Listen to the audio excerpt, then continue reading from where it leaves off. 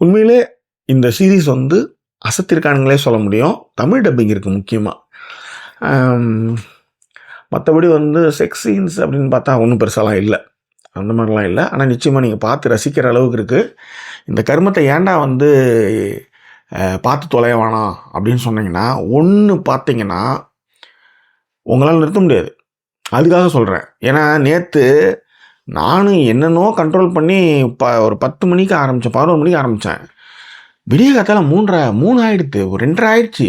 கடைசி எபிசோட பார்க்கல, நிறுத்திட்டு அதுக்கப்புறம் மறுநாள் தான். ஏன்னா அதுக்கு மேலே தூங்க முடியாமல், என்ன தூங்கினா மறுநாள் வந்து எல்லாம் சொதப்பிடுன்றதுனால ஆஃப் பண்ணிட்டு போய் படுத்துட்டேன்.